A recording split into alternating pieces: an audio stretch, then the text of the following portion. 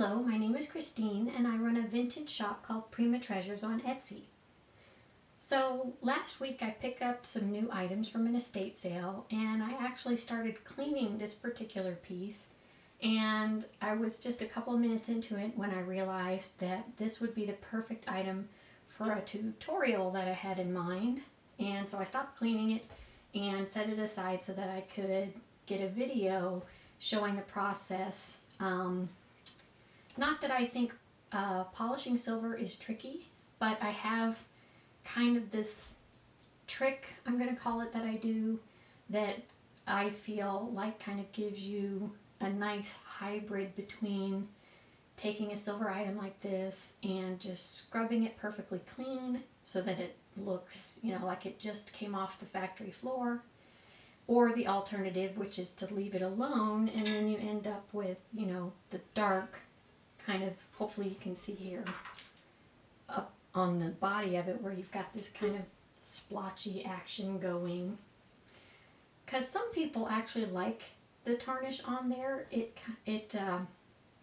gives it an aged look that there are definitely folks nowadays looking for something that gives their decor kind of, let's say, the granny core, shabby chic. There's a number of different terms for it, but basically we don't want it to look squeaky new. We want it to look kind of lived in. So that's kind of the reason that I sort of drifted into this trick that I like to call shabby chic silver polishing because I know that people like having the aged look, and knowing that there are times when you've got some weird stuff going on here that you kind of want to clean up some funky looking tarnish patterns, but maybe you don't want to get rid of all of the character that the tarnish can give to a piece. So I'm just going to show real quick. I'm not going to polish the whole thing, but I want to give you an idea of what my shabby version of polishing looks like. So essentially what you would do, let's try turning this upside down so we can get a better look at the surfaces here. Typically what I would do in this situation is I would polish these flat surfaces. So you can see here that I've got the silver polish and I'm just kind of working it in. But what I would like to point out that I'm going to do here is I'm going to focus on these flat areas of the bucket, and I'm going to leave this trim area alone. So you can see here that we're cleaning the dark color off of, I hope the camera, oh, no it is not. So we've cleaned the dark off of this area here, but I really tried not to rub this area here. So we've got the shiny bright color coming through here along the rim, but you can see I'm mostly not, or trying to have minimal contact with the edge here. So what you end up with is, I'm going to show you on the top of this piece because this is the section I started working on. What you end up with is you end up with it being nice and clean along this edge here. So it looks pretty and, attractive and shiny, but then this whole trimmed area here, I did not polish. I didn't use any polish on it at all. So you'd still have like this edge, which has a little bit of that sort of darker aged quality to it. And I would do the same thing where these handles are. So let's see if I can just get a little spot going here where you can see, you're going to end up with nice shiny finish right here next to the handle, but then the handle itself is still going to be dark and have, all this color in the pattern. So in a way, I feel like it kind of helps that pattern pop a little more because it has all this darkness in all the little grooves and everything, and yet the bucket itself is nice and bright and shiny along this side of it, so you get some good contrast going. And hopefully you can see, like I'll point it out here, you can see here how the edge is kind of showing up more compared to this part here, because this is super shiny where I cleaned it.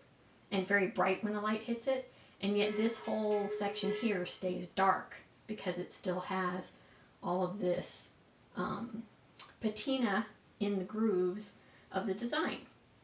So that's essentially what my Shabby Chic polish entails, which is essentially you take all of the flat areas here, here, and you polish those and you get them nice and clean like this one here, and then you leave all of these heavily decorated areas alone. And so when you're polishing, like I was showing a minute ago, you put your sponge right up to the pattern, and it's okay if it crosses over just a very little bit. Like I can see that these sections of the design right here along this edge are a little cleaner than the outer edge. But again, it's nice because you're still getting a little bit of contrast and a little bit of, you know, kind of a gradual shift from the bright color here to the darker color on the outer edge. So it's not like super obvious that you've got a harsh line or anything.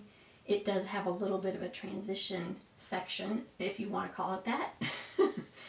But to my mind, it gives you a way of cleaning something such that you can get all the nice, especially in here with the areas, you're going to actually put ice in here, you're going to actually put your wine bottle in here. So maybe you want this area that's going to be in contact with beverages to be nice and clean, which I totally understand. But then you also let these outer areas, they can also get shined up if you want, but you still have some kind of visual interest by having the design itself be a little darker and more in contrast with the shiny parts of the bucket. And you can do this with any piece. It's not just a champagne bucket. That just happened to be the one that walked in my door, and when I started polishing it, I went, oh, this will be a good tutorial. But you could do it with a teapot, which will often have similar design elements, where the handles of the teapot and the lid and the spout will have little designed areas like this, but the body of the teapot will still be smooth like this. And it applies to a lot of silver pieces.